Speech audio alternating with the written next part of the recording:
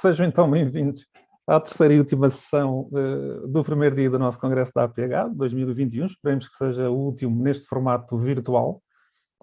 Nesta sessão vamos falar de um estudo sobre a hemofilia A. Este estudo foi feito em parceria da APH com a Bayer, e teve por objetivo conseguir tirar um retrato nacional através de vários indicadores relativos à saúde, à qualidade de vida e aos serviços de saúde propriamente ditos prestados a estas pessoas. Eu irei primeiramente apresentar os resultados do estudo. Depois, para falar um pouco sobre esses resultados, teremos a companhia da doutora Paula Kjolastrom, do Hospital Dona Estefânia, e do Dr. Miguel Crato, da Comissão Nacional de Hemofilia. Boa tarde a ambos e obrigado pela participação. Boa tarde. Miguel tem o microfone desligado. Boa tarde a todos. Quem está a assistir pode sempre colocar as perguntas aos participantes através da função de bate-papo dirigidas a mim, que eu depois transmitirei ou à doutora Paula ou ao Dr. Miguel na parte final desta sessão.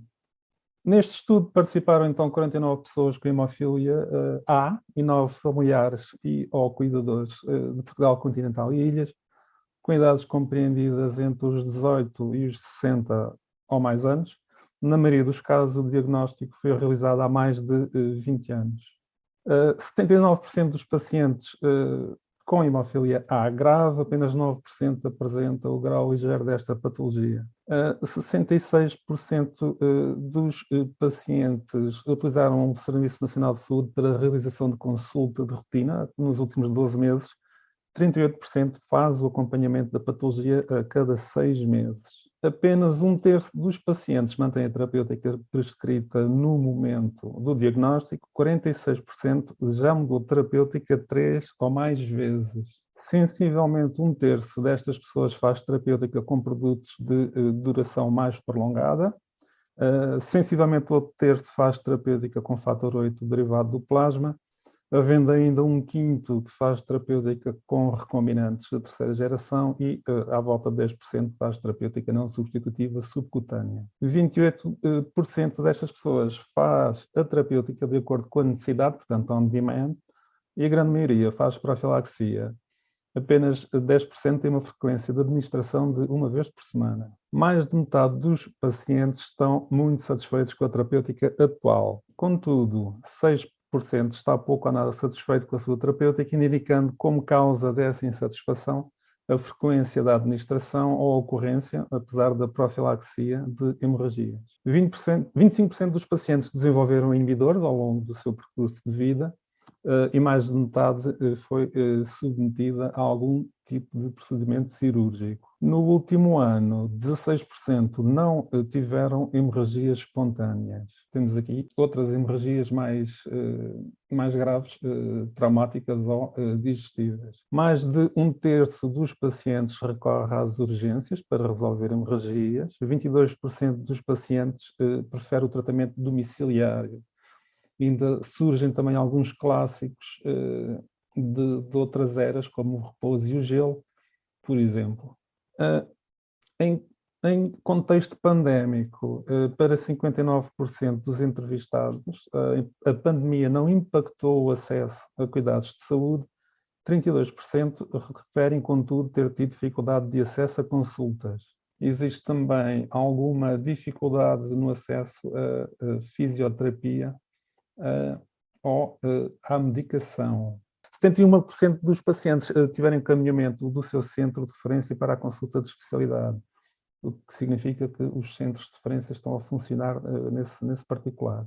45% dos pacientes classificam o seu estado de saúde como sendo bom, 15% como sendo ótimo. No outro extremo do gráfico, 5% considera-se como tendo saúde fraca, ou fraca saúde. 69% dos pacientes recorreram ao hospital público nos últimos 12 meses, contudo, 81% destes pacientes resolveram o seu problema totalmente. Na esmagadora maioria, os pacientes relatam que foram esclarecidos de forma clara pelo médico e que foram envolvidos nas decisões. Temos ali um indicador de 93% de aprovação, digamos assim, no que toca a ter sido bem atendido pelos profissionais com quem contactou. 64% dos pacientes consideram que o Sistema Nacional de Saúde precisa de pequenas mudanças, alguns ajustes, e perto de um terço afirma que necessita de grandes mudanças e de ajustamentos. Quanto ao impacto da hemofilia na vida das pessoas, este é transversal a todas as esferas, como seria de esperar, seja ela pessoal, profissional ou social, tendo relativamente inferior impacto na condição socioeconómica. 65% dos pacientes aponta limitações na prática desportiva relacionadas com a hemofilia e cerca de metade tem restrições no seu estilo de vida. Neste caso, fazer menos esforços é um dos indicadores. Não existe grande restrição na atividade laboral, apesar de surgir ainda um valor de 15%, e menos ainda nas relações interpessoais. A aceitação da patologia é apontada por estas pessoas como o principal desafio em relação à própria. A adaptação à profilaxia e as cirurgias e internamentos também são relevantes. Existem outros indicadores, como hemorragias hematroses, a necessidade de encontrar uma profissão adequada à patologia e alguns impeditivos de prática desportiva. As sequelas físicas e a impossibilidade da prática desportiva, provavelmente específica, são as principais frustrações apontadas. Existe sempre aqui um indicador que vai aparecendo ao longo do tempo, que é a gestão da dor. Continua a ser uma questão para a qual não tem havido muita resposta.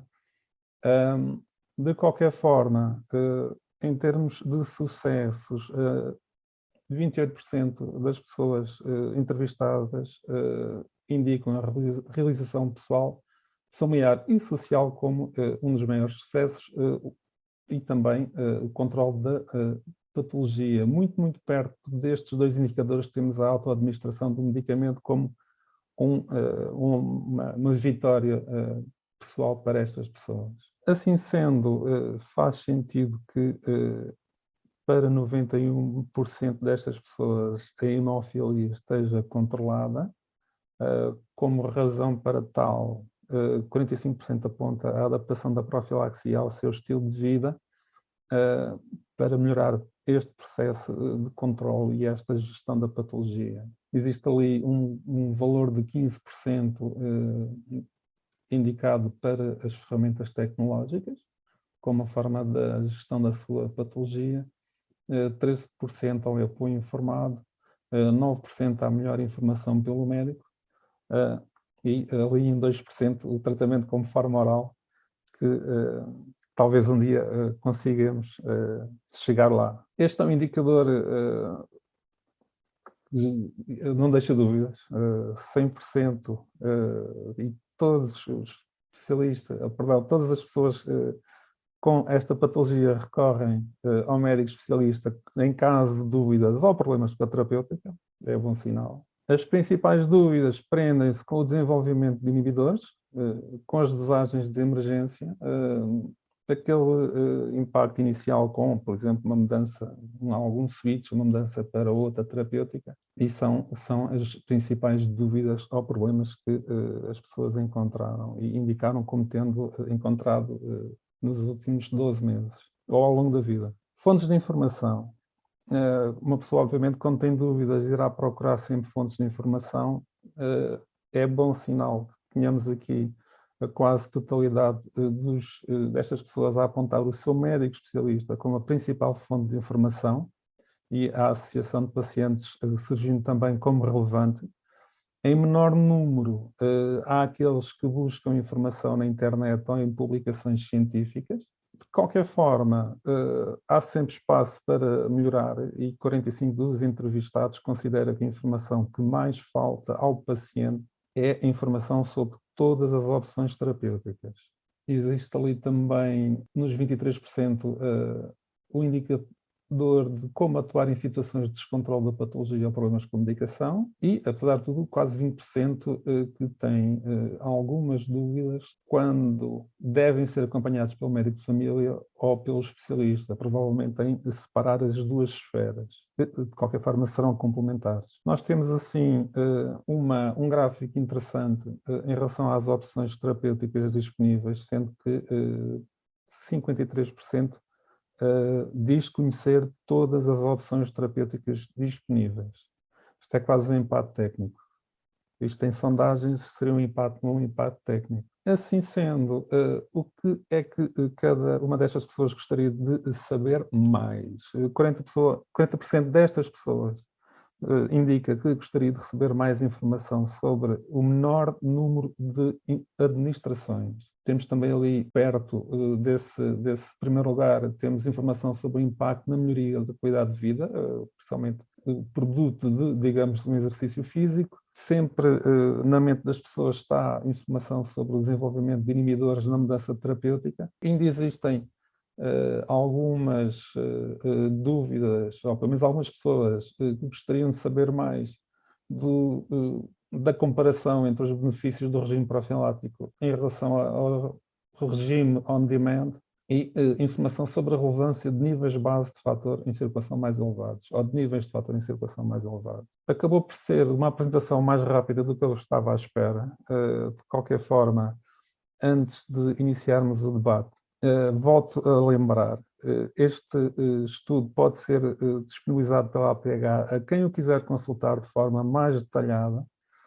A amostra refere-se a um número relativamente pequeno de pessoas, o que pode causar alguma flutuação, algo estranha, mas não deixa de ser da mesma forma representativa de um retrato em evolução. Doutora Paula, aproveitando o último dado que mencionei, parece haver da parte das pessoas com hemofilia A, neste caso, uma preocupação ou um anseio por uma profilaxia que possa representar uma redução significativa de administrações. É um assunto que os seus pacientes ou os cuidadores abordam muito nas consultas? Nos últimos anos, assim, se calhar 2 anos, provavelmente, acho que as pessoas também estão muito mais bem informadas. Também apareceram muitas terapêuticas novas. A maior parte dos doentes, aliás, todos os nossos graves já fizeram um switch para produtos de semivida mais prolongada e acho que enfim, as mais-valias que estes produtos trouxeram, as pessoas agora querem mais. É assim, então agora ouvi dizer que há um produto subcutâneo, quando é que isto pode estar disponível para mim? E nós sabemos que em alguns países já estão a tratar as crianças muito pequenas com estes tratamentos não substitutivos. Sabemos que isto é uma possibilidade, se calhar, num futuro, não sei se a médio ou se a longo prazo, e as pessoas perguntam, nós dizemos neste momento não é uma indicação dos produtos enfim, para já, se calhar o caminho neste momento será, nos doentes sem inibidores, naturalmente, procurar ajustar o melhor produto a cada doente, não é? Fazer uma profilaxia personalizada e dentro dos produtos de semivida mais prolongada, se calhar, para aquele doente poderá haver um produto com algumas vantagens.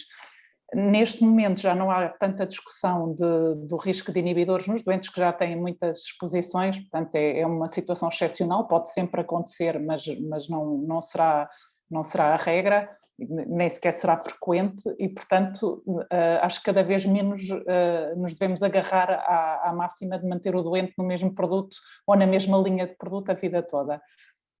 Os doentes já perguntam isso, falam mais sobre inibidores. A noção que eu tenho verdadeiramente é que os pais e sobretudo os miúdos mais velhos, adolescentes, já ali na transição para jovens adultos, têm dúvidas muito pertinentes e querem tomar decisões relativamente ao seu tratamento. E acho isto muito, muito positivo e ter uma das coisas que eu achei engraçado, não é? 100% das pessoas recorrerem ao médico para discutir situações pontuais, não deve haver mais nenhuma patologia em que isto aconteça. Deixou-me muito feliz, claro que esta amostra é muito influenciada por pessoas que quiseram responder, mas de qualquer forma, haver este tipo de proximidade e confiança é uma coisa que eu acho que é incomparável.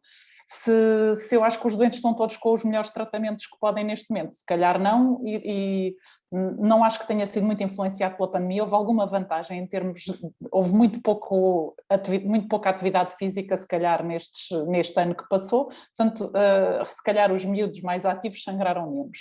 E agora vamos ter que retomar um bocadinho portanto, no fundo, o caminho da profilaxia verdadeiramente personalizada, não só com as farmacocinéticas, mas ajustando aos dias de atividade. Temos muitos adolescentes a fazer atividade física muito intensa e com muito poucas hemorragias. E as hemorragias que têm são verdadeiramente traumáticas, com alguns traumatismos um bocadinho mais importantes. Nós continuamos a aconselhar desportos, enfim, com menos risco de impacto, mas de facto estes novos produtos vieram permitir que a atividade física e desportiva seja muito próxima dos colegas da mesma idade. Para as pessoas mais velhas não será assim, tem algumas limitações, algumas sequelas, acho que vamos ter que ir adaptando, mas a maior parte das pessoas, e eu falo dos familiares, se calhar dos meus doentes pediátricos, tendo feito uma transição para uma terapêutica profilática personalizada a partir de uma certa idade, quase toda a gente está melhor e as pessoas passaram a fazer algum tipo de atividade física que se calhar não é desportiva, mas no seu dia-a-dia conseguem ter uma vida muito mais ativa e isso com certeza tem um impacto nas esferas todas da vida da pessoa. Doutora, deixe-me só fazer uma questão. Mencionou então a questão do switch. De que na Dona Estefânia a maioria já terá feito o switch. Fizeram todos. Todos. Poderá haver estou a pensar assim, algum doente com uma hemofilia ligeira que nunca fez fator na vida e, portanto, fará o switch quando a terapêutica que tem em casa acabar o prazo e, portanto, levará um produto de nova geração nesse sentido. Portanto, haverá algum doente que nunca sangrou, como toda a gente terá, pronto, mas não, os doentes graves fizeram todos já há pelo menos um ano e os outros foram fazendo, todos os que, entretanto, estavam em profilaxia foram fazendo um switch.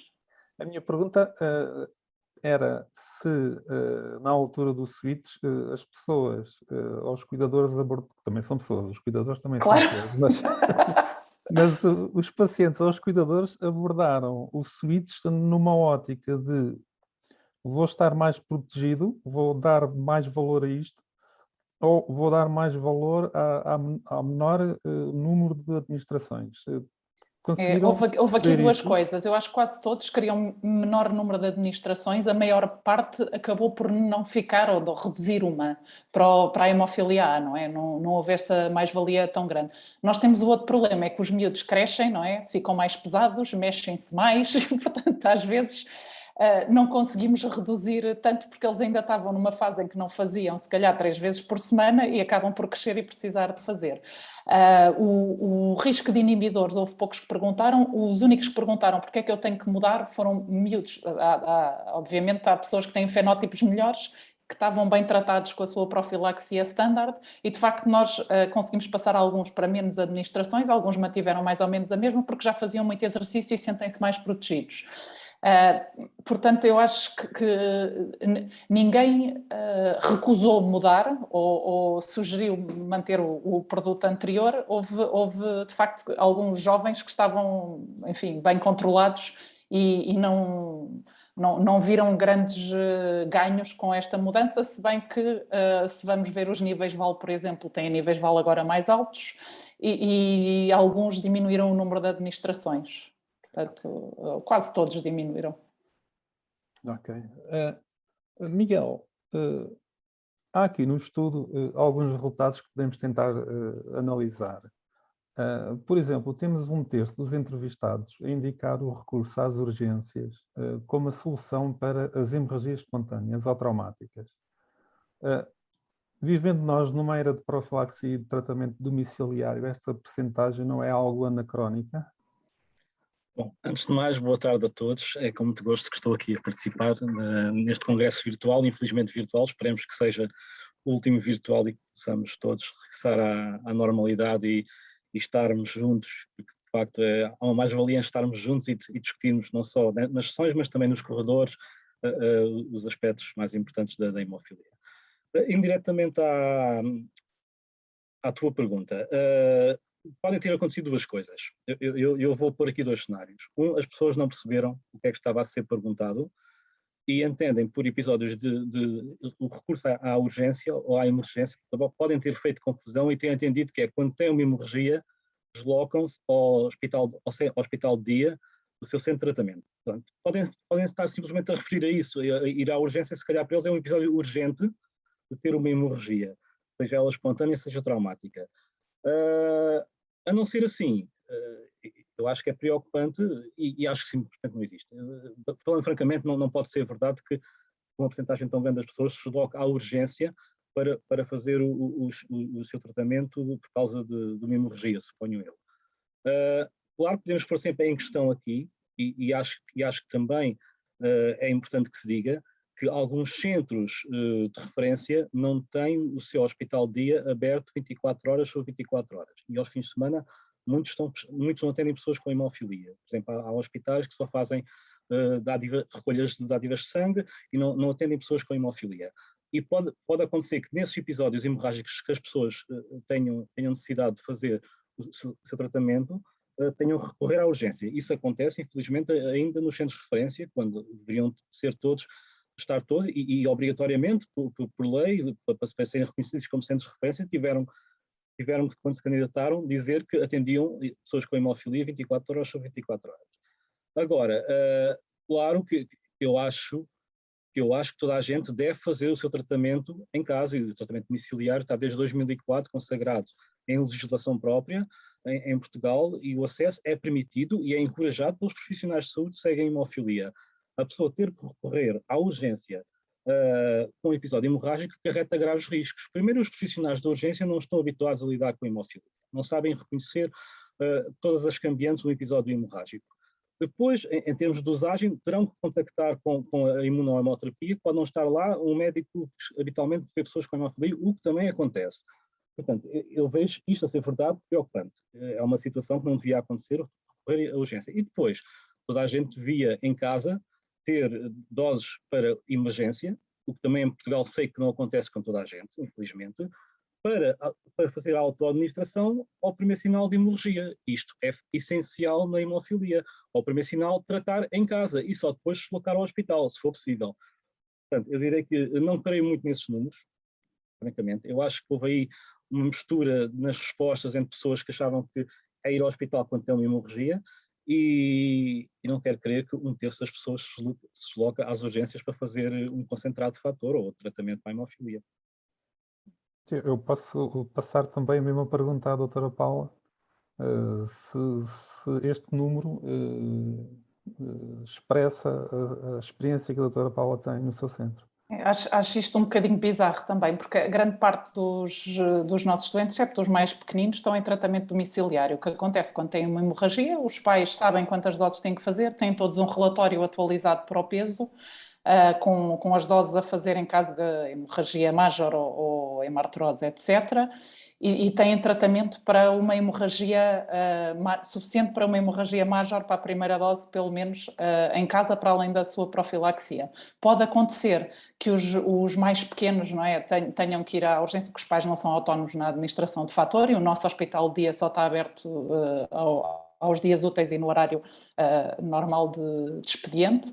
O que acontece é que, tendo esses registros, habitualmente o que o doente fará, não é, trazer o fator que tem em casa para ser imediata à chegada ao hospital a administração de fator, mas serão nesses mais pequenos. O que os outros doentes fazem é deslocam-se ao hospital, habitualmente ao hospital dia no horário normal onde nós os vemos, quando uma hemorragia não está a responder da forma habitual às doses extra. Depois de nos comunicarem, de fazerem lá as 2, 3 doses habituais de acordo com o fator que têm, o seu repouso, um bocadinho de gelo no início, dentro disso às vezes é preciso, nos miúdos muito, muito irrequietos, às vezes tem que se pôr uma taula para, não é? Enfim, para ajudar ali a haver alguma imobilização, não é habitual, mas assim, naquela fase pré-escolar às vezes é necessário, mas nos miúdos maiores, acima dos 6 anos, quase todos os pais são autónomos na administração de fator, portanto não é habitual isso acontecer. Portanto, imagino que tenha havido aqui alguma confusão. Doutora, e aquele número das pessoas que ainda fazem terapêutica on demand. Pois eu fiquei aqui um bocado, sim, achei isto um bocadinho bizarro também. Tínhamos falado, e temos vindo a falar nos últimos congressos, eu sei que sou pediatra e estou aqui numa situação um bocadinho diferente, mas nós cada vez mais temos miúdos moderados, estão todos, excepcionalmente poderá haver algum que não está, mas muitos ligeiros a fazer profilaxia a partir de uma certa idade. Portanto, acho isto mesmo muito estranho. Poderá haver algumas pessoas mais velhas que não querem, não é? Estão no seu direito, mas acho que de facto são mesmo muitos doentes a dizer que estão em on-demand. Acho isto estranho. Porque nós temos e acho que toda a gente no país faz isto, a partir entre os 12 e os 15 meses, todas as crianças com hemofilia grave começam profilaxia. Portanto, não acho isto estranho. E na questão, quase num sentido inverso, termos apenas 16% dos entrevistados que conseguiram um ABR de zero, conseguiram zero hemorragias em 12 meses, o que é que nos está a faltar para alcançar esse objetivo das zero hemorragias? Provavelmente a doutora Paula tem uma experiência diferente, porque... Sim, tenho muitos doentes com 0 ou 1 hemorragias. O que acontece aqui é que são números de média, portanto eu imagino que haja algum doente que sangra muito e que pode influenciar aqui o número médio de hemorragias dos respondedores, não é? Acho que nós queremos que os doentes tenham 0, mas entre 0 e 1 anuais, se calhar, porque aqui estão as hemorragias traumáticas também, não é? Portanto, já sabemos que isto pode acontecer, estão as epistaxis, estão hemorragias menor da boca, etc. Portanto, poderá haver aqui muita coisa. De facto, as hemorragias articulares é que são o marcador, não é, de efetividade da terapêutica. Mesmo assim, comparando com estudos anteriores e com anos anteriores em que falámos disso, acho que os números são muito inferiores ao que eram. Se todos estiverem em profilaxia com estes novos produtos, enfim, pode-se fazer uma profilaxia muito, enfim, pouco frequente, portanto, uma vez por semana, e se calhar em alguns doentes 10 em 10 dias conseguimos fazer com os produtos de nova geração e o doente anda controlado. Se quiser fazer uma vida muito ativa, uma atividade física muito intensa, se calhar temos que repensar isto um bocadinho para manter ali uns valores seguros. Isto outra coisa que permitiu fazer, e falamos disto muitas vezes, é que havia muitos doentes que faziam uma profilaxia personalizada à maneira deles. E era, por exemplo, sei lá, chega às 3 da manhã da noite e faz profilaxia. Pronto.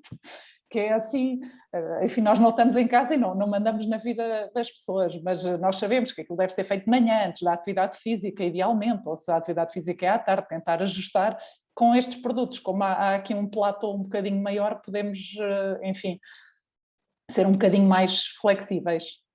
Sim, eu fiz mal a pergunta, eu penso que estes 16% se referiam a hemorragias espontâneas. Pois. As traumáticas acabam por ser daquelas fatalidades normais da vida. Exato. Mesmo assim, acho que são muitos, mas como a amostra não é muito variada, haverá muitos doentes, havia muitos sem fazer profilaxia, portanto eu imagino que os que não fazem profilaxia terão muitas hemorragias, muitas ou pelo menos algumas hemorragias articulares, até porque nem todas as hemorragias são documentadas por ecografia, portanto quem tem uma artropatia cada vez que tem dor pode achar que tem uma hemorragia e não tem, não é? E nós, toda a gente aconselha, faz fator primeiro, não é? Mas porque também não estamos lá para ter... Lá chegaremos, o dia em que a pessoa adapta uma sonda ao telemóvel, encosta e manda a imagem e discutimos as imagens em direto. Mas pronto, ainda não estamos lá. Se calhar já faltou mais. Sim, já temos os tratamentos subcutâneos, algo que há 5, 6 anos, quando eu ouvi falar, pela primeira vez eu pensava que isto não é no meu Nós tempo. Achámos que isto era ficção científica, mas afinal não é, já está. E chegou no instante. Exato. Falando em tratamentos, Miguel, nesta amostra nós temos quase que um gráfico da evolução da terapêutica. Temos 1/3 de pessoas a fazer terapêutica com fator 8 derivado do plasma, temos 1/3 a fazer já produtos de duração prolongada, 10% a fazer terapêutica subcutânea, portanto parte do princípio que sejam ainda aquelas pessoas com inibidores, Imaginando que faremos novo estudo daqui a 1, 2 anos, para que lado é que a agulha irá apontar? Bom, antes de responder a isso, eu queria só comentar também em relação ao que foi a grande mudança. A profilaxia, há uns anos falava-se que tinha sido a grande inovação da hemofilia. Foi a possibilidade das pessoas fazerem profilaxia e, através disso, almejarem aquilo que de facto é o mais importante na hemofilia, que é a proteção hemostática. É o que é mais importante na hemofilia, é a proteção. Se chegamos às hemorragias zero ou não, isso depende, como disse a doutora Paula, do fenótipo hemorrágico. Todos os moderados, em princípio, deveriam fazer profilaxia. Julgo que isso é uma ideia contemporânea e quem defender o contrário já está fora completamente deste século. E, de facto, esta possibilidade, aliada à instauração e à normalização da farmacocinética como forma de avaliar a circulação do fator em circulação e estabelecer os valores basais ou o valor VAL, que é de facto o indicador de proteção da pessoa com hemofilia, foi para mim a grande revolução. Com os novos produtos ditos de duração mais prolongada, passou a ser, embora já acontecesse com alguns combinantes de terceira geração, foi aí que a ideia foi lançada, com os produtos de longa duração, não há possibilidade de os fazer sem uma abordagem farmacocinética do paciente. Eu ainda me custa muito ouvir pacientes não fazerem a mínima ideia qual é o seu perfil farmacocinético quando fazem o tratamento, ou seja, onde é que estão mais protegidos, em que altura do dia estão mais protegidos, que é para evitar aquelas situações que a Paula falou, de fazerem profilaxia à meia-da-noite quando vão fazer o lanchinho. Portanto, isto seria o ideal. Toda a gente conhecer o seu perfil farmacocinético só por um motivo, para saber em que alturas do dia ou durante o intervalo de uma toma para outra estão mais protegidos. Isso pode fazer toda a diferença, por exemplo, em termos de exercício físico, em termos do seu estilo de vida, se quer ir à discoteca, se quer ir fazer uma caminhada, isso é importantíssimo. Portanto, toda a gente tem a obrigação e deve exigir o seu perfil farmacocinético para saber. Depois, onde é que estamos daqui a 3 anos? Foi a pergunta, Nuno. Onde é que estamos daqui a 3 anos? E porquê é que existe esta divisão? A verdade é que em Portugal ainda existir uma porcentagem tão grande de pessoas a fazer derivados do plasma é completamente anacrónico em relação ao que se passa em toda a Europa Ocidental. Em Espanha também ainda acontece um pouco, mas vamos falar com franceses, com alemães, com ingleses, com holandeses, mesmo com americanos, e até em alguns países como a Hungria ou a Áustria, países do meio da Europa, e praticamente é residual o uso de derivados do plasma. Eu parece-me que isto tem a ver, a associação, amanhã iremos apresentar os dados epidemiológicos de Portugal e poderemos ver esses dados com mais acuidade, mas isto está relacionado com alguma localização em alguns centros que de facto entortam a média para estes valores.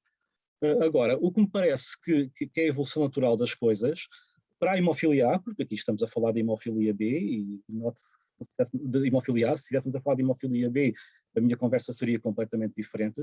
Parece-me que caminharemos, tal como toda a Europa Ocidental, para uma disponibilização a todos os pacientes, não só dos concentrados de fator da coagulação de duração mais prolongada, como dos agentes de terapia não substitutiva, que asseguram uma proteção hemostática bastante eficientes e em valores da ABR superiores aos de duração mais prolongada. Os dados estão aí, os estudos estão aí para demonstrar.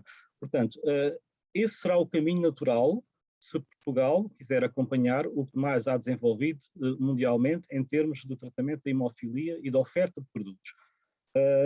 Isso será um caminho inexorável, não temos como fugir a ele. Agora, quando é que isso chegará, não sei. Agora, em relação, eu acho que foi uma evolução sustentada, passar para a duração mais prolongada. De facto, trouxe uma nova abordagem, especialmente em termos de mentalidade das pessoas, porque veio preparar as pessoas para uma nova realidade de olhar para a sua patologia em termos de tratamento. Obrigou-os a pensar em termos farmacocinéticos, obrigou-os a pensar em termos de menor número de administrações versus maior proteção, e isto é que faz toda a importância para a pessoa. A pessoa agora passa a ter esta dupla opção, já tinha, mas tornou-se mais urgente ter esta opção e ter este conhecimento. E como disse a doutora Paula, isto vai variar, depende de se é jovem, depende de se é uma criança, as pessoas mais velhas têm bastante artrose, é mais complicado ter esta conversa com elas, estão mais habituadas a um determinado tipo de produto, mas enfim, eu não acho que haja pacientes, o que eu acho é que os pacientes têm que saber que existem opções. E isso também é uma informação que tem do seu médico. E se não querem exigir do seu médico, ou se tem problemas, porque isto existe muito, e existe muito ainda a dificuldade em falar com o médico e em se abrir com o médico e em exigir do médico, porque o médico, reparem, o médico, em termos deontológicos, ele está habituado a ter esta posição de dizer tudo ao paciente. Mas às vezes está muito ocupado, tem muitos pacientes para ver, não tem tempo para isto, está inundado com tarefas administrativas que não deviam ser da sua laia, não é? Cá está. Ia dizer amém. Exatamente. E isto, por vezes, ocupa o tempo que eles necessitariam e precisariam para falar com o paciente com mais calma e explicar-lhe toda esta nuance de estratégias de tratamento. Agora, sem dúvida, se me perguntarem diretamente, eu acho daqui, não sei se é daqui a 3, se é daqui a 5, não sei se é daqui a 8. Se queremos acompanhar o mais moderno há em termos de tratamento de hemofilia, tem que haver disponibilização tanto dos concentrados de fator como das terapias não substitutivas para a hemofilia A. Eu acho que é de elementar justiça para os pacientes, é no interesse dos pacientes que estou a falar, é no puro interesse dos pacientes e parece-me um caminho sem retorno. Até outros caminhos ainda melhores que provavelmente virão a mais longo prazo.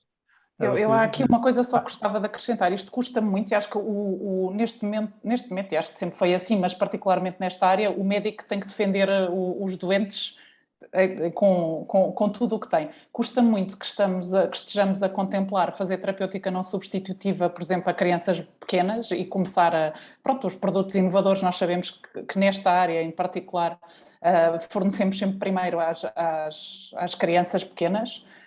E depois, por outro lado, ainda ter doentes a fazer derivados do plasma. Acho que isto é uma coisa que não tem sentido absolutamente nenhum. Obviamente, eu sou pediatra, tenho que fazer cá o meu disclosure e sei que há doentes que tiveram uma história pesadíssima familiar e pessoal e podem não querer mudar o produto que fazem porque já tiveram muitos problemas. Aceito tudo isso e se é uma opção do doente, a nossa obrigação é esclarecer, não é? Estar disponíveis e fornecer a terapêutica enquanto ainda a tivermos. Agora, de facto, como é que é possível, não é? Não estarmos aqui se calhar numa fronteira com a ficção científica, que é neste momento aquilo que contemplamos, não é? Para o futuro próximo, como ontem falávamos, não é, Miguel, da terapia génica, neste momento, da terapia não substitutiva, etc.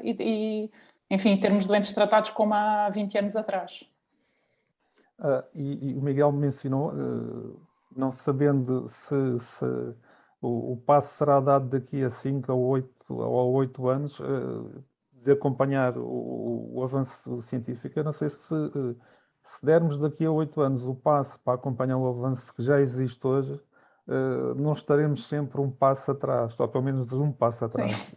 Se é possível que daqui a 8 anos já estaremos... Sim, falando muito francamente, eu acho que todos os atores na comunidade com hemofilia, seja pacientes, sejam os médicos, sejam as companhias farmacêuticas, seja o governo, têm que fazer o máximo esforço possível para que esta realidade aconteça. Do ponto de vista do interesse dos pacientes, e é esse o ponto fulcral que me interessa, a disponibilização dos produtos deverá acontecer com tudo o que existe aprovado pela Agência Europeia do Medicamento.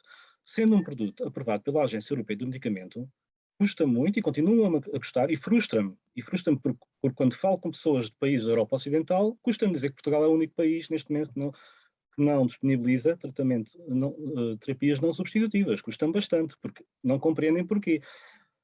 Portanto, toda a gente que está envolvida neste processo tem que fazer um esforço máximo para que isto aconteça.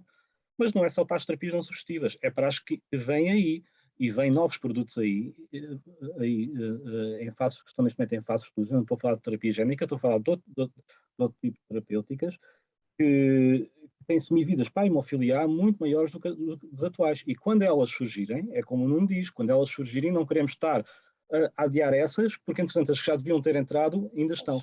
Eu acho que ainda estamos a trocar doentes em derivado do plasma para standards, quer dizer, acho que temos que fazer um saltar 2 ou 3, então. E é óbvio que devíamos ter os doentes em ensaios, se os doentes quiserem, porque o doente é que decide, mas temos mesmo que nos chegar à frente e é isso, e temos que trabalhar com as associações de doentes. Isto para todas as patologias raras é uma forma de pressão enorme e que noutros países tem um peso enorme junto dos decisores, não é? Políticos, que os conselhos de administração não percebem nada da patologia, percebem, por exemplo, no caso da hemofilia, do preço por unidade. Claro, Portanto, isso já não se usa, isso já não se usa. E de qualquer maneira isto tem a ver com uma questão fulcral, que é a expectativa do paciente. É importante sabermos o que é que aquele paciente espera do seu tratamento. Porque assim, um paciente não pode apenas esperar não sangrar muito. Um paciente tem que esperar não sangrar de todo, pelo menos em termos de hemorragias espontâneas, que é o que interessa. Eu acho que isto se passou de uma coisa que a pessoa estava grata por ter um tratamento que era, pronto, que lhe era fornecido e uma das coisas que eu acho que era importante era quando, e sobretudo quando há, e já aconteceu, não é? Quando por alguma razão há destruição em casa, houve algum problema ou dano do medicamento, as pessoas deviam saber o dinheiro que aquilo custa, porque pagamos todos, não é? E ter cuidados enfim, com o armazenamento, etc., e a gestão dos estoques e tudo isso. Quer a farmácia, quer quem manuseia às vezes os produtos dentro dos profissionais de saúde, quer os doentes e os familiares em casa. Mas, por outro lado, é perceber o que é que eu tenho direito a isto existe, eu estou em Portugal, não posso ser tratado de uma maneira diferente de outro doente na União Europeia. Neste momento está-se a promover, enfim, daqui a uns tempos, quando acabar o Covid, não é? A livre circulação até para cuidados médicos, e isto não tem sentido nenhum. Exato, daí eu ter falado nas expectativas. Cada paciente tem que aprender também a aumentar as suas expectativas em relação ao Exatamente, que quer. o conhecimento é poder. Conhecimento é poder, sem dúvida, mas uma coisa que também é muito importante que se diga é que o paciente não pode pensar que a sorte que eu tenho em ter o tratamento, seja mesmo qual isso, for. e não pode pensar que o Não médico pode. sabe tudo, ou que é uma entidade, enfim, que manda no seu tratamento. Isto é uma parceria e acho que em toda a relação terapêutica isto é mesmo importante. E sobre isso, doutora, há aqui um indicador precisamente sobre essa questão, doutora, interessante, que é o termos uma grande maioria dos entrevistados a referir que vê as suas dúvidas bem esclarecidas pelo médico e que são envolvidos na tomada de decisão. Na sua experiência, vê os pacientes mais interessados, mais bem preparados para aceitar as responsabilidades, que também é dela, também parte de cada pessoa assumir a responsabilidade pela sua patologia. Isto está finalmente a acontecer? Eu acho que as gerações atuais são muito mais informadas. Também, de facto, não é? Olha, basta pensar, eu quando comecei na faculdade, não é? Quase não havia internet, portanto, não havia. Agora qualquer pessoa consegue procurar hemofilia A, novos tratamentos no Google e vai aparecer. Pode aparecer muita banha da cobra, mas aparece, pode ir a sites fidedignos e é isto que nós dizemos aos doentes, para além de termos os folhetos, os guias, etc., e fornecemos essa informação toda, e estamos disponíveis na consulta seguinte para discutir e se a pessoa entender às vezes que for necessário, mas tanto a procura de informação e o acesso a sites da Federação Mundial, da Associação Nacional, das próprias farmacêuticas que têm informação para os doentes e que, por exemplo, nos Estados Unidos há uma captação direta de doentes por causa do tipo de pagamento que é feito com os seguros, em que as pessoas são aliciadas assim, na empresa A, B ou C a tentar pedir aquele tipo de tratamento. Mas o acesso à informação clara e fidedigna é muito fácil, não tem nada a ver com o que era antes. Claro que há mais tratamentos agora e há outras opções, mas antes uma pessoa tinha que ir quase a um livro médico de texto para ter informação, e agora não, há informação para todo o nível de conhecimento técnico que uma pessoa tenha. E isto é mesmo importante. Há informação dirigida para professores, para cuidadores, para profissionais de saúde que não estejam diretamente envolvidos no cuidado da hemofilia. Isto é muito importante, que a pessoa consegue reivindicar muito mais se souber o que é que existe, não é? E como é que pode estar mais bem tratada.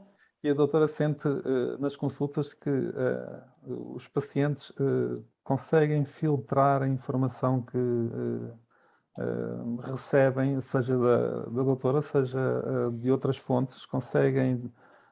Se calhar não toda, mas é para isso que nós lá estamos. E o problema maior que eu vejo, há bocado falávamos nisso, é que os médicos neste momento consomem o seu dia em atividades administrativas que enfim, não tem explicação para além de quem faz serviço de urgência, enfim, obviamente é uma parte muito importante da nossa vida. Isto com o Covid foi muito complicado.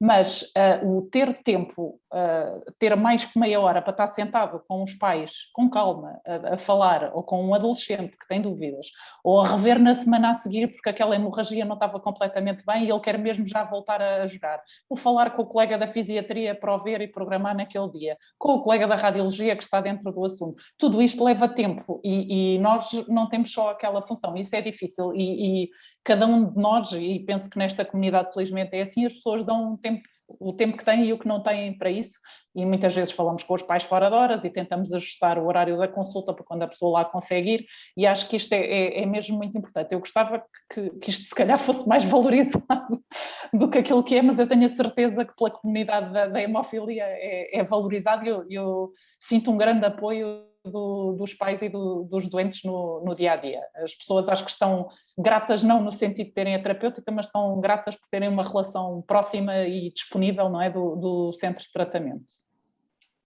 Sim, eu queria só acrescentar que em relação às fontes de informação, também o próprio estudo diz que 45% a informação que mais falta é a informação sobre as opções terapêuticas. Portanto, eu acho que é um número bastante relevante. 45% acha que lhe falta informação sobre as opções terapêuticas.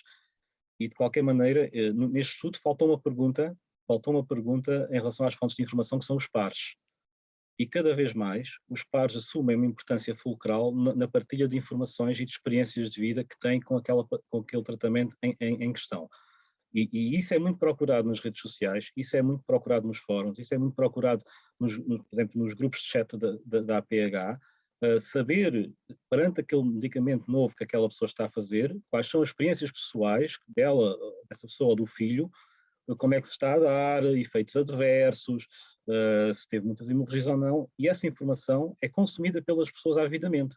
Portanto, ou seja, isto também lhes permite ganhar peso quando vão falar com o seu médico especialista, poder trazer outras experiências dos pacientes e também assim jogar e fortalecer as suas expectativas em relação ao que será a sua futura experiência com um novo tratamento. E isto acho que é muito importante e também ajuda os médicos, no fundo, a explicar, porque a partilha de experiências é talvez a maior fonte de conhecimento que a humanidade tem, e a hemofilia, como patologia crónica que é, não escapa a esse destino.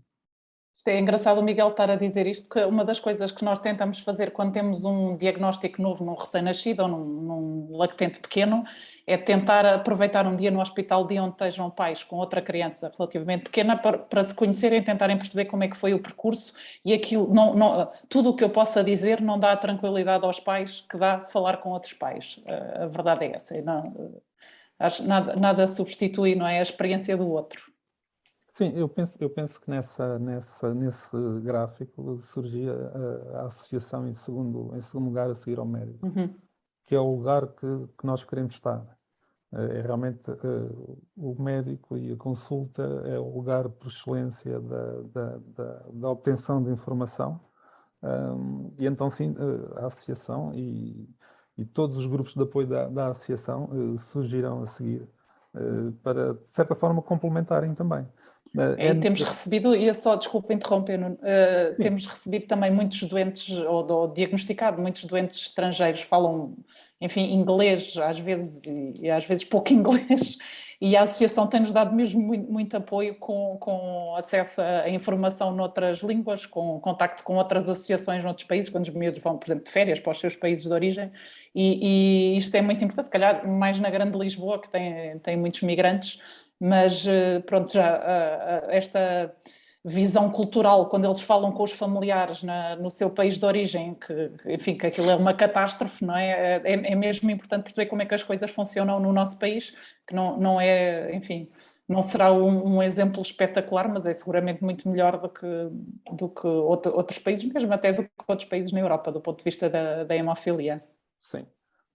Mesmo na Europa as coisas flutuam bastante, e a questão do subcutâneo, do tratamento não substitutivo, acaba por ser um exemplo engraçado, enfim, basilar da questão. Eu, antes de passar às perguntas público e admito que só cá tenho uma, mas não faz mal, porque nós já vamos algo longo. Eu vou dar a hipótese ao Dr. Paulo, ao Dr. Miguel, ou ao Miguel, ele não se importa que eu o trato apenas por Miguel, que se neste estudo tiverem visto algo que queiram comentar, por favor, será a altura ideal. Eu posso... Oi? Sim, Posso começar?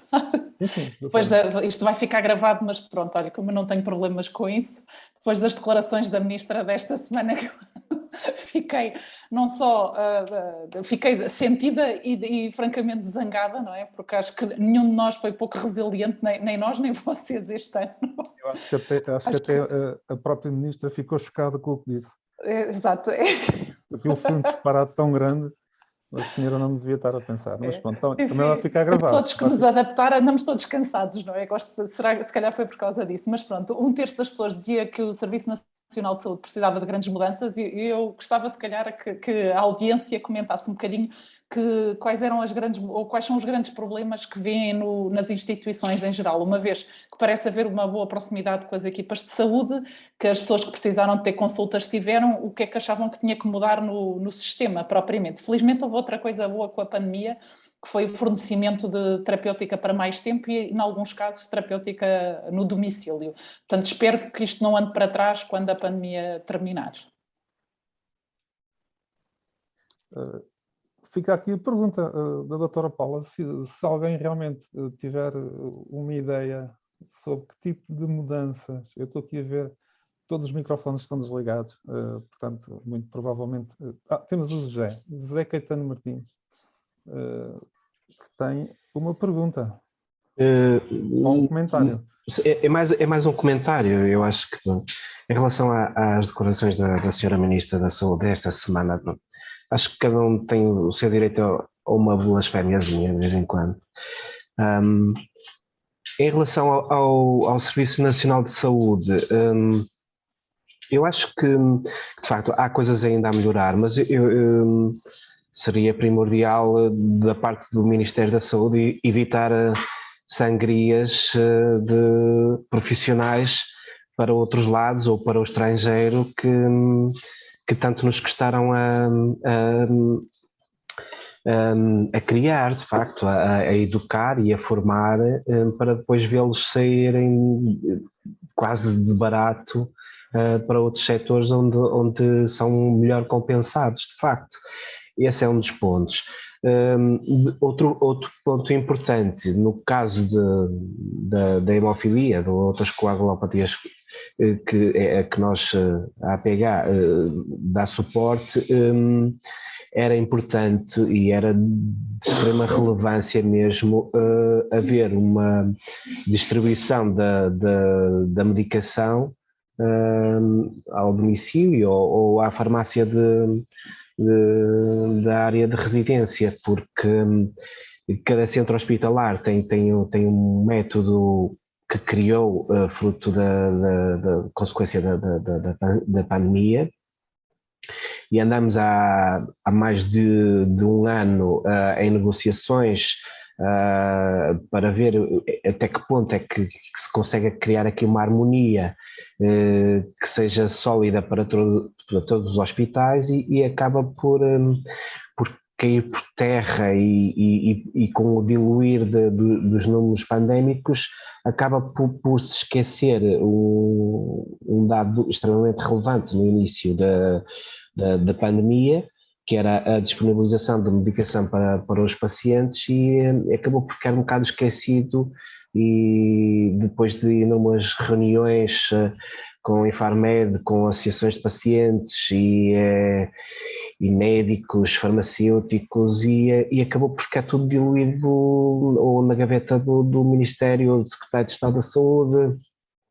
Ficaram assim as coisas um bocado desligadas, não é?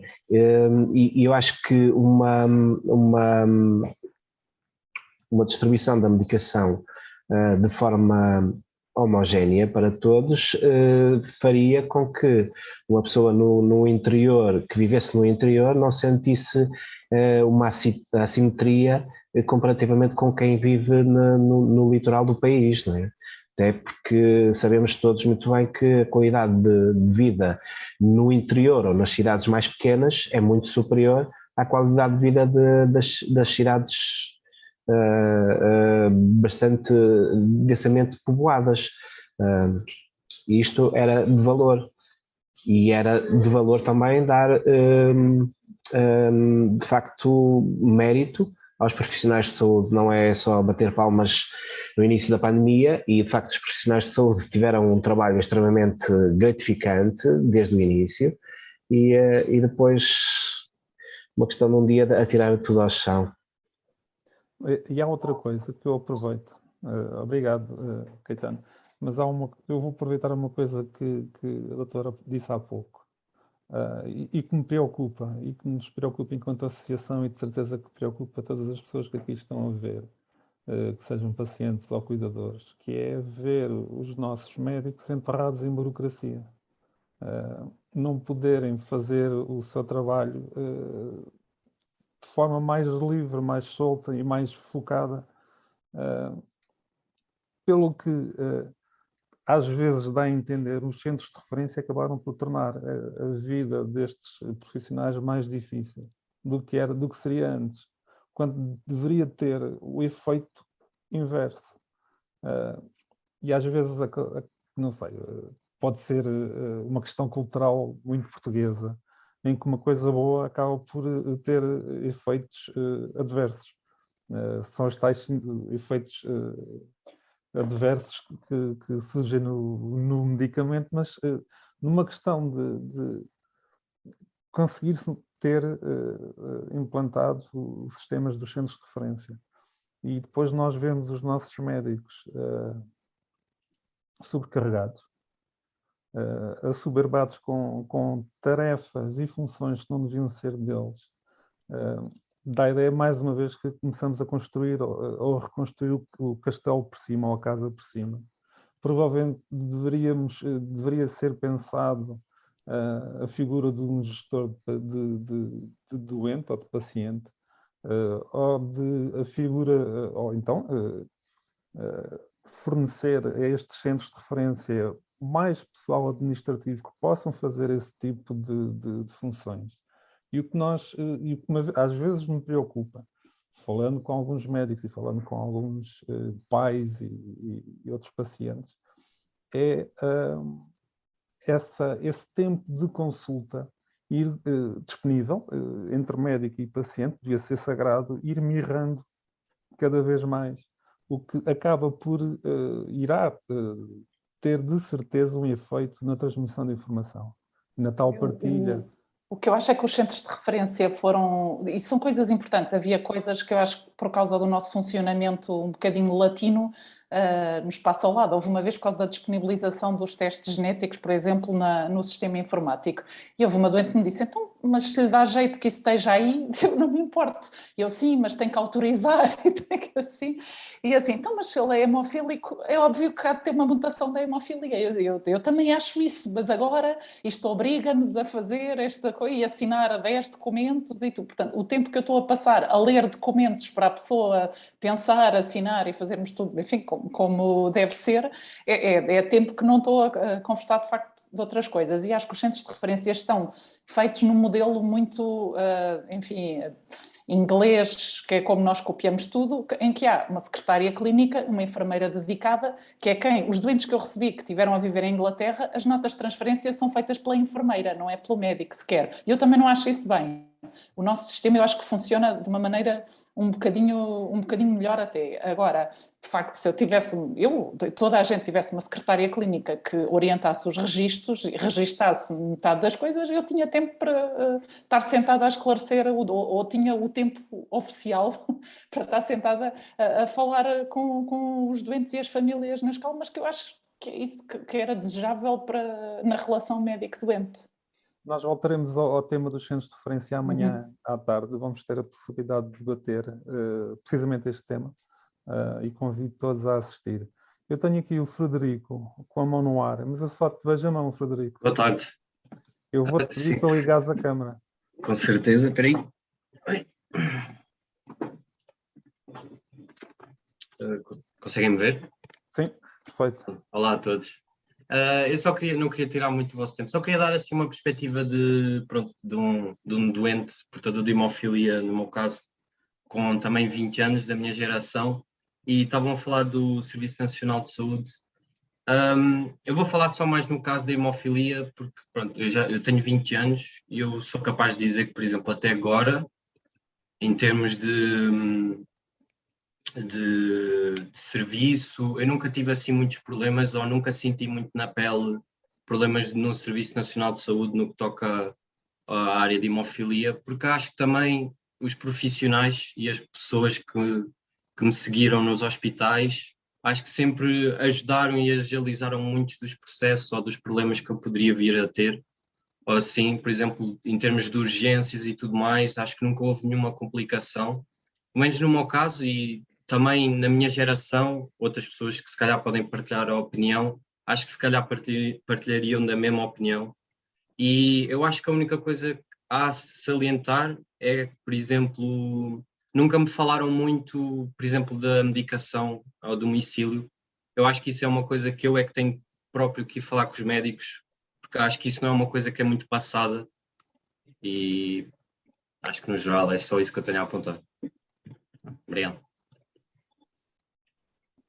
Ok, Frederico. Já te foste embora. Mas ninguém te falou do... Sim, podemos falar sobre isso depois, mas parece-me estranho que não tenham falado da entrega ao domicílio. Não, até agora não. Antes não era possível, não é? Agora eu penso que, se eu não estou enganada, já não és seguido lá no hospital. Não, já não. Mas houve algumas regras, sobretudo tem que se viver a mais que X quilómetros do centro hospitalar, no nosso caso. Não sei se é neste momento, se é possível para toda a gente, mesmo os que vivem mais próximo do hospital, se tem entrega domiciliária. Eu sei que quase todos os doentes que estão com um determinado produto têm. Isto tem sido assim uma conquista algo lenta, mas a ideia é que isto depois seja universal, mas penso que tem a ver sobretudo com a distância ao hospital e, bem, enfim, com a frequência, não é? Os miúdos com hemofilia B que fazem lá um determinado produto fazem tão pouco que conseguem levar para 3 meses de cada vez. No meu caso é 1 hora de distância até ao hospital.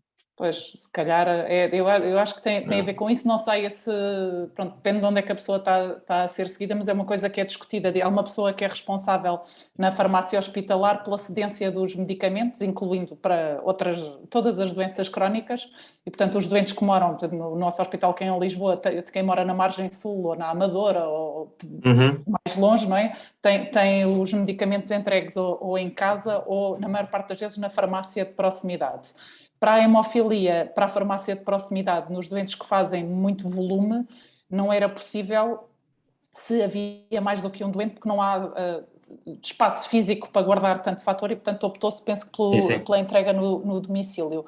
Mas eu sei que isso ainda não é assim uma coisa universal. O que tentámos foi que quem mora mesmo longe, que a cedência dos fármacos fosse feita no hospital ao pé de casa. Ok. Mas sinto que ainda não é assim um assunto muito falado entre doente e médico. Acho que é mais da nossa parte, nós é que temos que nos dirigir ao médico e falar sobre esse assunto. Ou à farmácia, se calhar, porque de facto esses processos, quer dizer, nós pressionámos para que isso fosse universal, mas quem gera a entrega dos fármacos não somos mesmo nós. Nós podemos sugerir, mas portanto, as farmácias é que são autónomas na distribuição dos medicamentos desse ponto de vista. Portanto, há mesmo uma pessoa responsável pela farmácia extra-hospitalar, ou o que a gente lhe queira chamar, ou proximidade. Frederico, se puderes ligar a câmara. Tu és seguido em Santa Maria? Sou. Ok, eu posso dizer que em Santa Maria existe o protocolo de entrega ao domicílio. Sim, mas, por exemplo, eu só soube do protocolo de entrega ao domicílio porque houve uma reunião que nós tivemos todos juntos e falámos sobre isso. Mas até agora nunca ninguém me falou nada sobre isso. Os meus médicos, nada. E há quanto tempo é que és seguido lá? Deixa-me fazer a pergunta de outra forma. Quando a pandemia começou, já eras seguido lá? Sim. Eu tive uma consulta só, entretanto, 2 anos de pandemia e nunca mais tive uma consulta.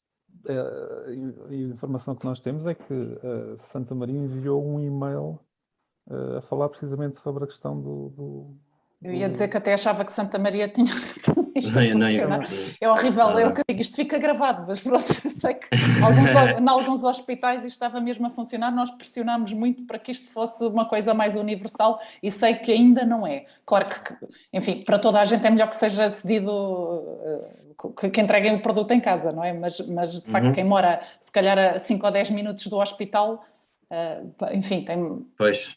percebo a lógica. O que nós defendemos é que existam as 3 opções, ou seja, há aquelas pessoas que por trabalharem, não estarem em casa, ou não estarem em teletrabalho neste caso, teriam maior conveniência em receber na farmácia de proximidade. Há aquelas pessoas que teriam maior conveniência em receber no domicílio e depois há aquelas pessoas que seriam livres de continuar a ir buscar aos seus centros hospitalares.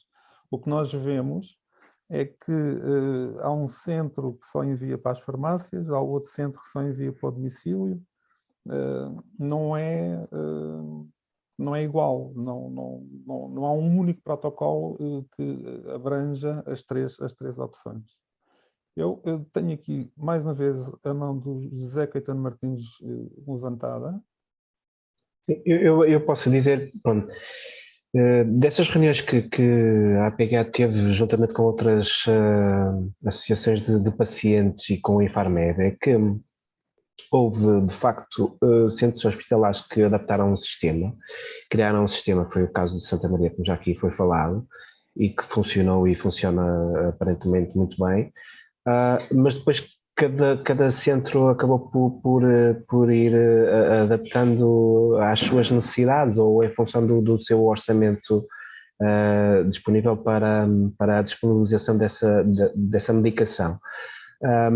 O que acontece, e isso é muito típico português, é que às vezes está lá disponível a informação, mas não é declarada abertamente ou em megafone.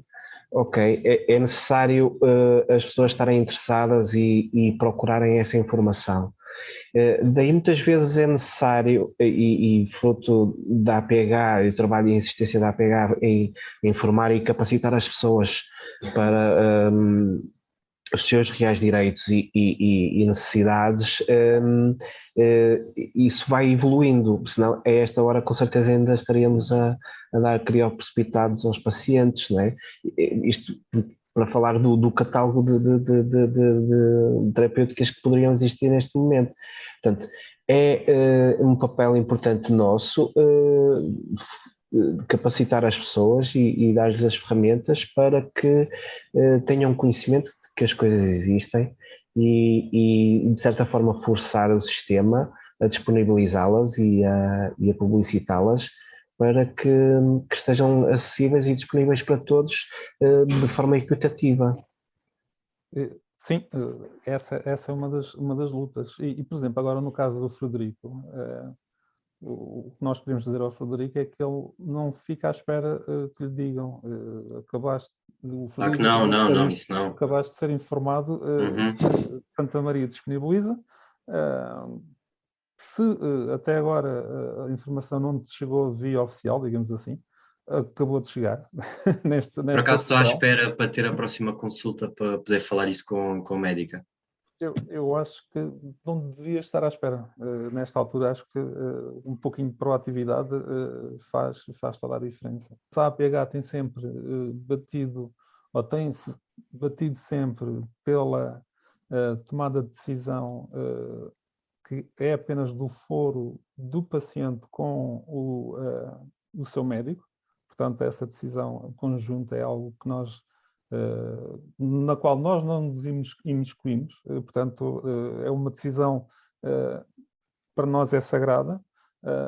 O que nós estamos, na verdade, a falar aqui é que existem realmente avanços que são inegáveis e que convém acompanharmos e acompanharmos na altura em que eles avançam, não na altura em que eles vão ficando para trás. Mesmo assim, com todos esses avanços, essa decisão continua a estar, a dever estar nas mãos do paciente em concordância com o seu clínico. O que quer dizer, o que fica implícito que todas as opções estão em cima da mesa, desde que sejam consentâneas com, não só com o momento no tempo em que vivemos, mas também com a vontade e com a vontade do paciente e a análise clínica. Portanto, basicamente são as coisas que se têm que alinhar aqui nesta questão da terapêutica. Gostava só de acrescentar aí uma... gostaria também de comentar.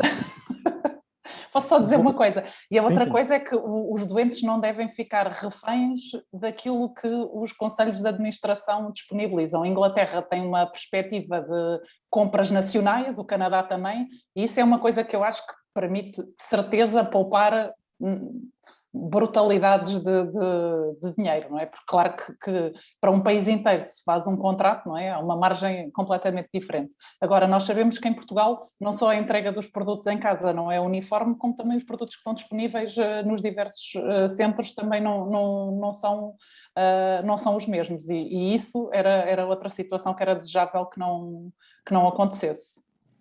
O acesso aos produtos tem que ser igual. Isso então acho que é um pilar do tratamento para qualquer terapêutica, para qualquer patologia. E neste momento não é. Não há dúvida nenhuma que a questão da segurança para as pessoas com hemofilia é a questão mais importante, muitas vezes mais do que a eficácia dos produtos. E apesar de todos os produtos derivados do plasma atualmente serem seguros aos vírus conhecidos, é um facto inegável, a tendência nos países civilizados, só estou a falar nos países da Europa Ocidental, digamos assim, ou nos países com uma economia mais avançada, é da passagem gradual para produtos recombinantes e para produtos recombinantes de duração mais prolongada, eu diria mais para tratamentos não substitutivos. É a evolução, quando se fala em inovação, é disso que estamos a falar. Não está em causa a eficácia dos derivados do plasma, muito pelo contrário, de facto foram durante muitos anos o garante da existência de produtos para a hemofilia, não há dúvida nenhuma em relação a isso, mas houve uma necessidade de se investir em produtos que não fossem derivados do plasma e, portanto, eliminassem praticamente, pelo menos a partir dos produtos recombinantes de terceira geração, a existência de componentes do plasma no seu processo de fabrico, e isso é uma evolução natural das coisas. Produtos que tenham risco zero de contaminação, embora não haja risco neste momento nenhum de contaminação, porque de facto os métodos de inativação viral são completamente seguros para o que é conhecido, volto a frisar, porque é um pormenor que nós, na comunidade com hemofilia dos pacientes, gostamos muito de dizer do que é conhecido atualmente. Agora, a Alemanha tem 30%, mas está numa fase de transição inexorável para os long-acting. Em qualquer fórum internacional que se fale, em que estejam lá médicos da Alemanha, todos eles falam, não é da sua experiência com os derivados do plasma, é da sua experiência com o switch para os long-acting e como isso está a melhorar a vida dos pacientes, por isso mesmo, porque são long-acting. Embora não seja muito relevante na hemofilia A, e temos de ser francos em relação a isso, a comparação entre os long-acting e o standard ou os derivados do plasma, a verdade é que ela existe e que permitiu uma maior maleabilidade terapêutica por parte dos médicos especialistas com esses produtos. E isso é completamente inegável e não podemos negar o progresso.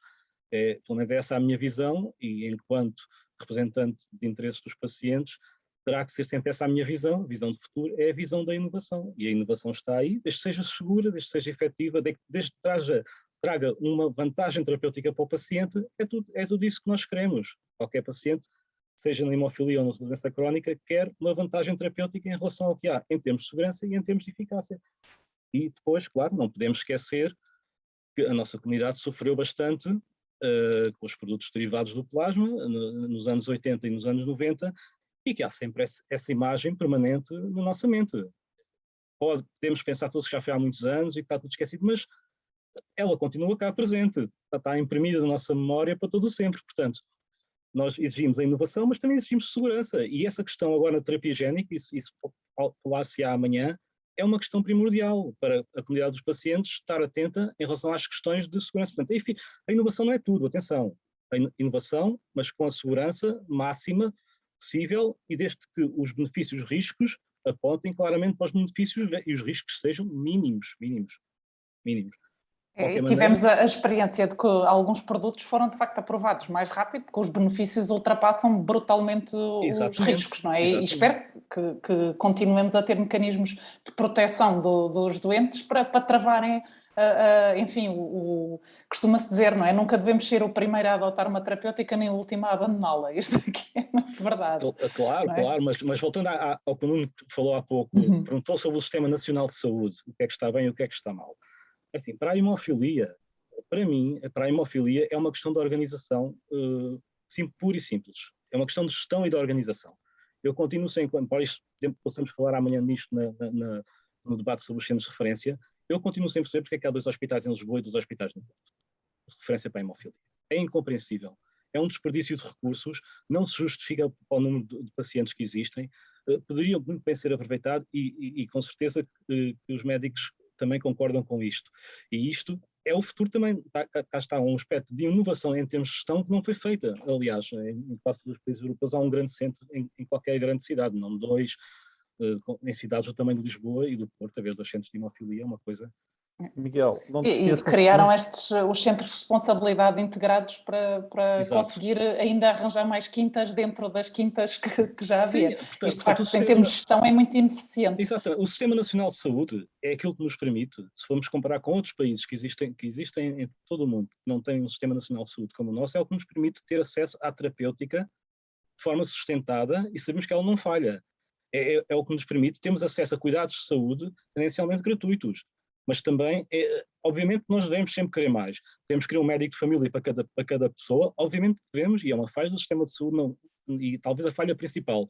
Devemos querer listas de espera como não temos espera. Claro que devemos e devemos exigir, mas isso faz parte da dinâmica social entre pacientes e as autoridades de saúde. Sim, exigir. O nosso sistema é muito urgenticocêntrico, não sei como é que devemos dizer isto. Pronto, nada, as pessoas acham aceitável, não é? Ir à urgência porque têm febre há meia hora, ou porque têm ranho, ou porque estão a tossir há 2 semanas, portanto acham que é melhor ir à urgência do que ir ver o seu médico que já conhece, etc. Portanto, isto é uma questão de literacia em saúde e podíamos ficar aqui horas a debater isto. Sim. A urgência deveria ser verdadeiramente urgente, não é? Urgente e, portanto, permitir não só cuidados mais urgentes e maior diferenciação das pessoas que lá estão e gestão mais rápida dos problemas e permitir que as pessoas não tivessem absorvidas a tapar buracos em escalas e pudessem verdadeiramente resolver as listas de espera, ter mais tempo para as consultas, tudo isto que é o que é desejável. Não sei se vamos a tempo de fazer uma revolução destas na saúde neste momento, mas era, enfim, o que eu gostaria. Doutor, eu vou pedir à doutora e ao Miguel para não se esquecerem do que iam a dizer a seguir e guardarem para daqui a um dia e para vos convidar também a estarem presentes no debate sobre os centros de referência, porque eu acho que boa parte desta conversa nós conseguimos passar e continuar amanhã às 5 da tarde. Nós já temos 1h30 de sessão. E eu vou, por essa razão, dar por terminada esta sessão. Resta-me agradecer a todos os presentes, à doutora Paula Sjöström e ao Miguel Crato e a todos os nossos parceiros da indústria. O congresso, então, continua amanhã de manhã às 10h30. Teremos a sessão sobre novas tecnologias. Às 15 temos a sessão sobre os dados epidemiológicos referentes a 2020. E na sessão final do Congresso, como já disse, às 5 da tarde, teremos um debate sobre os centros de referência com representantes dos 5 centros portugueses. Espero vê-los a todos amanhã. Muito obrigado. Agradeço mais uma vez a paciência. Eu acho que a conversa foi interessantíssima. E amanhã voltamos a ver-nos. Obrigado. Obrigada e boa tarde a todos.